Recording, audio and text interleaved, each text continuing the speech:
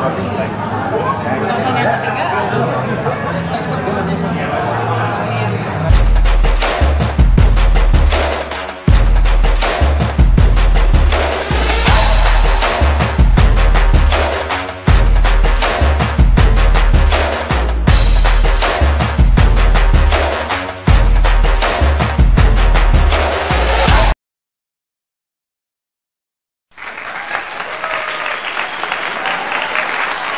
Kenapa kok milihnya Koes Plus gitu?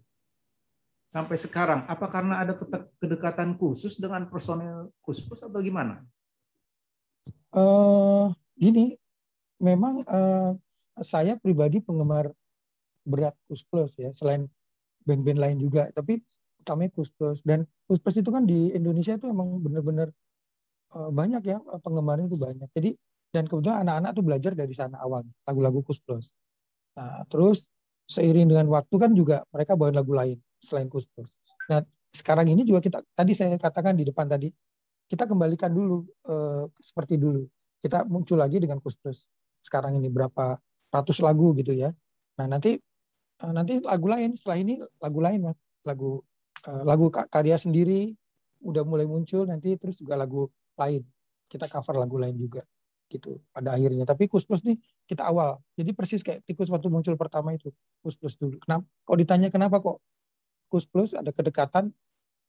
Bukan juga kedekatan, tapi memang Koes Plus ini perlu ada replika gitu. Saya pikir harus ada replika yang muda ya, pemain yang muda. Karena kita lihat Koes Plus itu kan yang main tua-tua, Mas.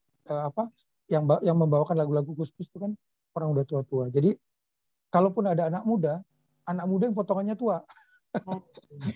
Ya kan? Coba kita perhatiin ya. Jadul ya. Iya, kita lihat ada band ya, ada muda. Ada penggemar tuh nggak anak muda, ada nih penggemar Koes Plus yang umum ya di komunitas itu. Bentuknya pasti tua anaknya. Ya.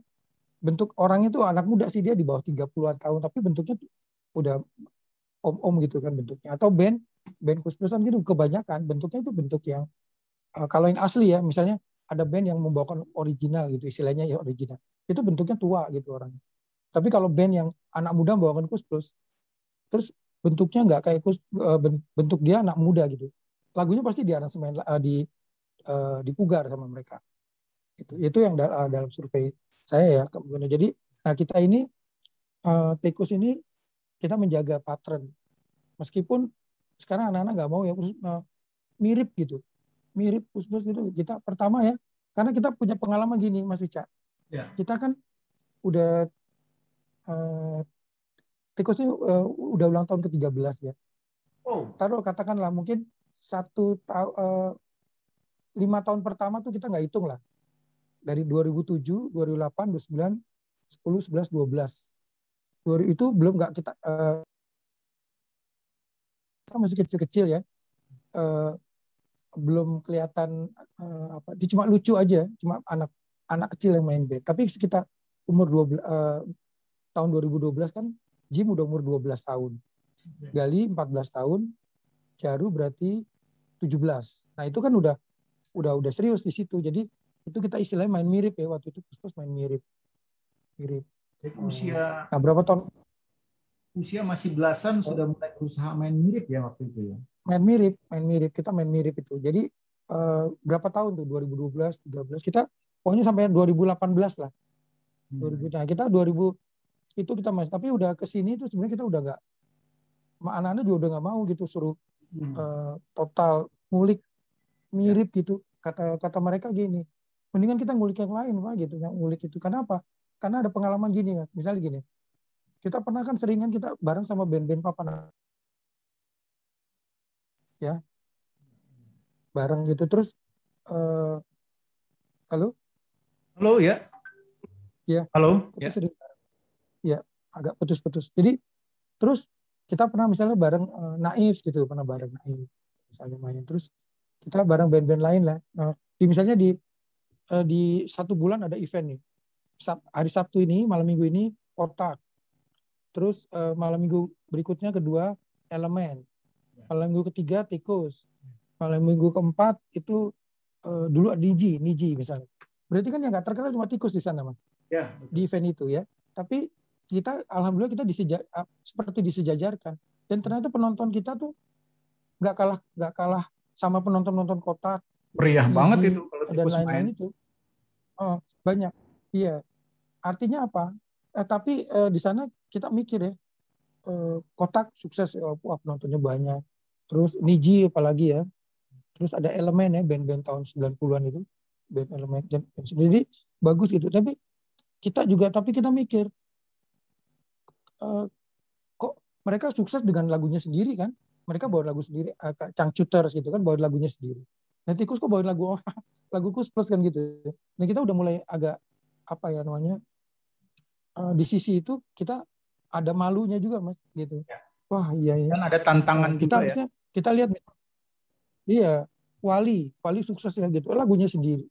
Kangen Band, taruhlah katakan Kangen Band, apapun itu ya, band katanya disuka dibully orang, tapi mereka hebat, mereka bawa lagu sendiri. Lah kita bawain Kus Plus gitu ya, bawain lagu Kus Plus gitu kan. Band tribute kita sebenarnya level kita masih level band cover ya, band tribute. Nah dari situ kita mulai mencoba jadi diri sendiri. Nah tapi terinspirasi Kus Plus, oke, terinspirasi. Nah paling tidak nggak langsung loncat gitu, tapi kita menggradasi Mas. Jadi musiknya kita sedikit ada warna kita, ada yang kita mau di sana. Jadi nggak plek, kita jiplak gitu Mas, kayak mesin ya jadinya. Kan ada tuh band yang jiplak banget persis gitu. Dan bagus, saya sebagai penggemar Kus Plus senang nonton band-band seperti itu. Tapi terus apa gitu setelah itu kan gitu. Jadi kita konsep kita untuk jadi diri sendiri. Jadi ya oke, bawain lagu. Sekarang ini kita bawain dulu lagu Kus Plus karena kita lagu Kus Plus di YouTube ini dengan cara kita, gitu, dengan cara kita. Jadi ada yang kita mau, kita nggak jauh-jauh tapi nggak rubah total gitu kan, nggak Mas. Tapi ada hal yang jadi kita terhibur gitu, nggak kaku ngikutin patron. Oh ini drumnya di sini begini, ini begini kan, aneh gitu buat kita, aneh. Kalau dulu iya kita senang bangga, tapi kalau sekarang aneh gitu kalau semua serba kaku, harus jarinya pun harus di situ gitu. Itu. Nah kita sekarang akhirnya punya konsep Kus Plus yang seperti Kus Plus live gitu. Kus Plus yang di panggung. Kus Plus yang di panggung itu kan dia nggak, Kus Plusnya juga nggak mirip sama yang sama rekaman kan gitu. Tapi kita tahu warnanya itu Kus Plus yang main gitu. Kita lihat misalnya band-band lain kan juga begitu kan. Kalau di panggung pasti ada aransemen panggung. Itu konsepnya itu Mas. Kenapa kok pilih Kus Plus tadi? Oke. Kang Mas Agusta kan mengalami sendiri ya zaman Kus Plus masih aktif dan sudah menonton langsung dan mungkin juga dekat dengan para personilnya pada waktu itu. Menurut Kang Mas Agusta, kelebihan Kus Plus ya dibanding band-band pada zamannya itu apa ya, Kang Mas? Nah itu kita kenapa kita Tikus ini terinspirasi? Kita juga melihat kan mereka udah membuktikan bahwa Kus Plus, mereka membuktikan kesuksesannya kan Mas. Nah, kenapa sekarang kita tiru orang-orang mereka sukses kok gitu? Kita meniru dari yang sukses kan gitu. Kenapa kok Kus Plus dikagumi? Karena pertama disiplin, terus berani dia. Mereka tuh berani menantang zaman pada waktu itu ya. Berani menantang zaman. Mereka tetap kan terinspirasi band-band luar kan, terinspirasi The Bee Gees gitu, Marmalade, Beatles, dan lain-lain, bahkan terinspirasi Led Zeppelin. Jadi apa aja mereka buat. Jadi mereka melawan arus pada waktu itu kan.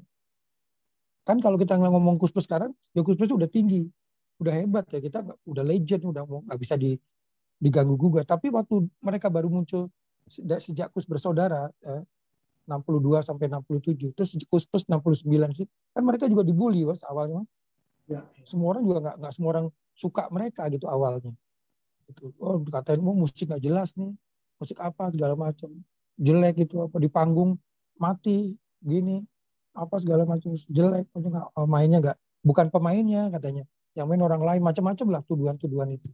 Nah itu kita alami sekarang ini, kita alami. Jadi kita melawan arus. Jadi kita jangan di posisi kita Tikus ini tidak di posisi komunitas gitu. Jadi makanya saya sebenarnya kalau boleh meminta gitu ya, Tikus tuh jangan disebut band pelestari gitu. Jadi Kalau band pelestari itu kan band yang hanya membawakan Kus Plus dan udah Kus Plus apa namanya Kus Plus minded lah gitu ya. Nah kalau Tikus kan enggak, dia juga mereka juga bawain lagu-lagu lain. Jadi nggak murni gitu. Apalagi sekarang bilang Kus Plus dirubah nih apa gitu ya. Musiknya ya itu kita kalau sebut kalau perlu ya keluarkan aja dari kumpulan band pelestari ya kita nggak. Jadi konsep kita nggak ke untuk komunitas menonton kita ya nggak masalah gitu. Tapi kalau konsep saya sih ke anak-anak tuh karena mereka kan masih pada muda-muda, milenial, kita lebih ke milenial ya karena kalau orang tua-tua kan kalau khusus banyak orang tua kan. Nanti mungkin 3, 4, 5 tahun ke depan udah nggak nonton itu orang-orang ini kan udah males ke rumah kan. Untung sekarang ada YouTube ya, jadi mereka nonton YouTube. Tapi anak maaf saya potong sedikit untuk mungkin para pendengar dari akun atau channel saya mungkin ada yang tahu apa sih band pelestari itu. Jadi di kalangan penggemar Kus Plus mereka yang membawakan lagu-lagu Kus Plus disebut sebagai band pelestari. Kalau di luar negeri biasa disebut sebagai tribute band ya. Nah, di sini disebut sebagai band pelestari. Nah, Mas Agusta kira-kira apa jasa Kus Plus yang paling besar dalam industri musik Indonesia itu apa, Kang Mas Agusta? Yang mereka tuh sebenarnya pantas lah dilayak untuk diberi penghargaan gitu. Ada dua hal yang paling tidak ada dua hal yang saya ingat atau saya catat itu jasa Kus Plus terhadap industri musik tanah air ya itu pertama itu yaitu tentang eksistensi atau keberadaan mereka di musik di belantika musik itu karena menginspirasi musisi-musisi setelahnya untuk jadi dirinya sendiri kan kalau misalnya tahun Kus Plus muncul itu banyak band itu nama band itu pengiring mas banyak band, nama band itu pasti ada penyanyi ya ada penyanyinya ada pengiringnya tuh makanya Kus Plus ini terinspirasi di Beatles atau Bee Gees apa dia nyanyi sendiri ada beberapa band yang seperti Kus Plus pada waktu itu tapi kan hilang di telan masa tapi Kus Plus ini bertahan sampai kini karyanya. Nah, Kus Plus itu jasa terbesar yang menginspirasi musisi-musisi setelahnya adik-adiknya lah itu paling tidak itu yang diakui sama beberapa musisi gitu kan Mas Yanantono atau Black Brothers ya kita lihat oh kami dulu dengarnya Kus Plus itu semua Kus Plus atau Golden Wing dari Palembang misalnya mereka senang Kus Plus jadi semua banyak yang berawal dari Kus Plus bahkan Pak Triawan Munaf pun sempat senang suka Kus Plus walaupun mereka dia mainnya berat gitu ya tapi Kus Plus itu adalah inspirasi bagi mereka itu yang jasa terbesar jadi musisi-musisi selanjutnya berani tampil setelah itu bahkan Kus Plus dijadikan tembok untuk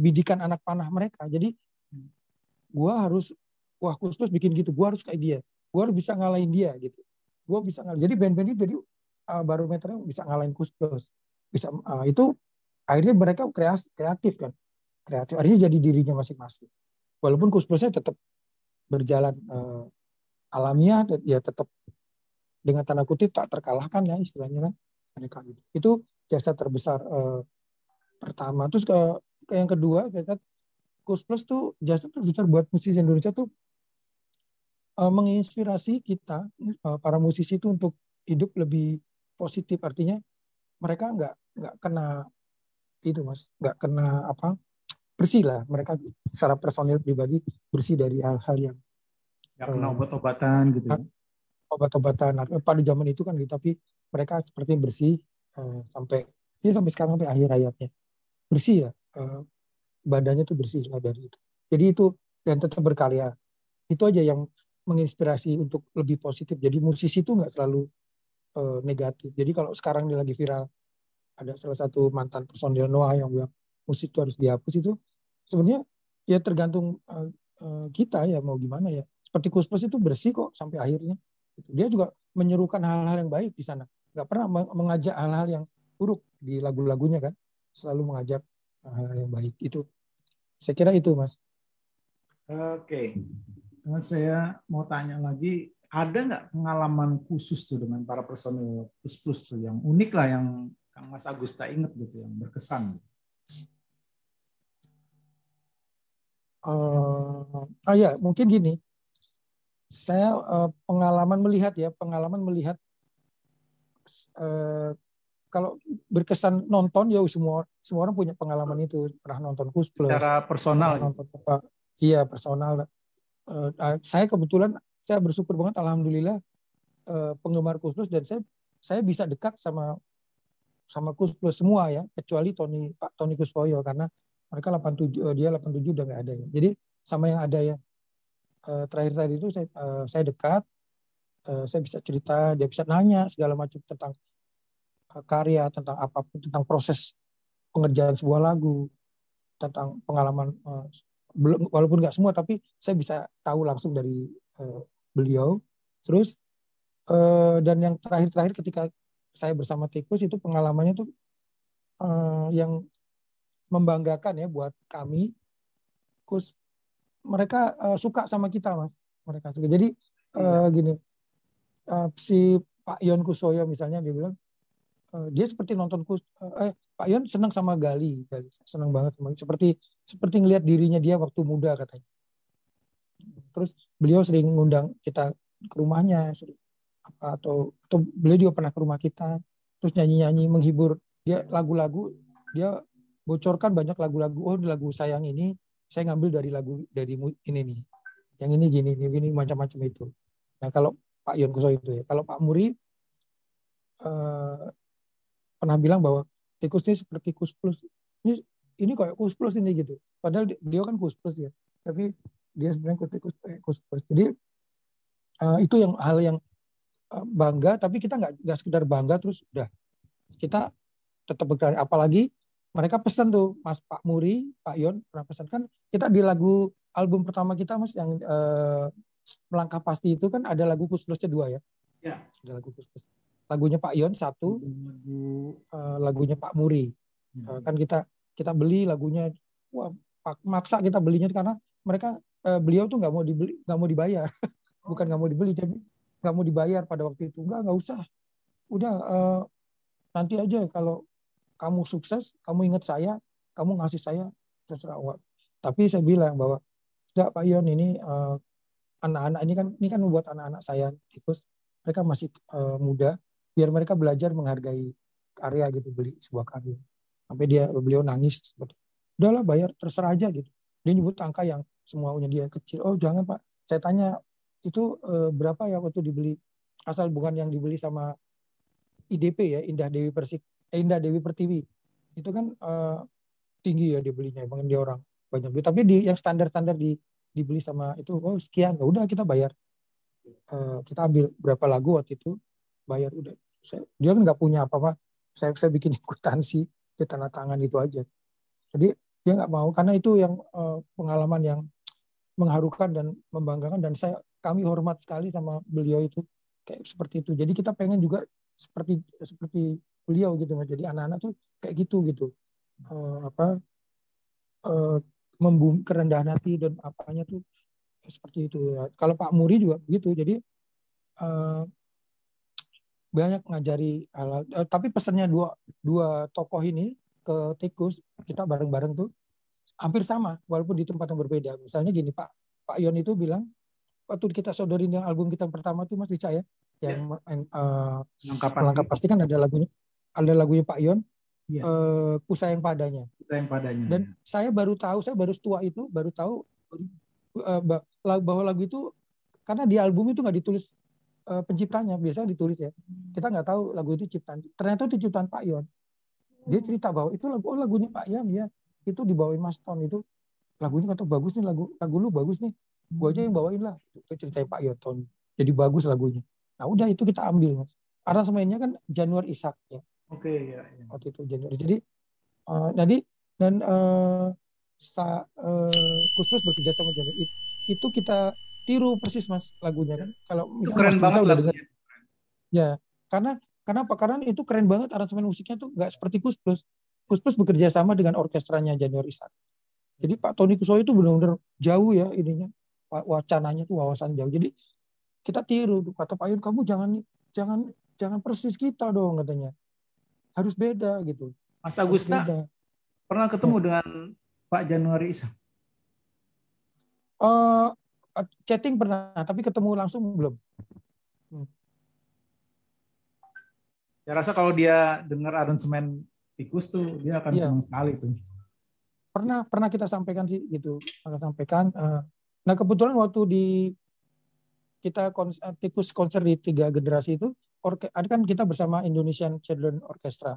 Itu konduktornya kebetulan itunya Januari Sak. Mas Bernard itu, Bernard ya. Anak didik dari Januari Sak. Jadi dari tadi saya cerita. Jadi kita jangan mirip. Jadi kalau berkarya tuh udah seneng boleh, terinspirasi. Kita bawa nama mirip boleh. Tapi ketika berkarya itu jangan persis seperti itu gitu. Jadi dirubah dong. Oh ya. Itu pengalaman itu sama Pak Muri juga cerita gitu. Itu dibuktikan di junior ya. Junior waktu pertama tahun 93 itu kan Pak Muri pernah cerita sama saya tuh, Riko juga junior tuh saya bilang katanya Pak Muri. Jangan persis Kus-Plus kamu gitu. Kamu harus dua pesan itu kita pegang Mas sampai sekarang. Jadi kalau kita bawain Kus-Plus terus dari A sampai Z terus mirip tangannya ya kita enggak. Jadi apa yang kita pikir itu ya seperti itu gitu. Oh ini kira-kira enaknya begini nih gitu. Kita nggak jauh-jauh juga dari Kus-Plus tapi ada kreasinya gitu loh Mas. Niru. Jadi kita ATM misalnya. Kita amati, kita tiru, M-nya tuh modifikasi.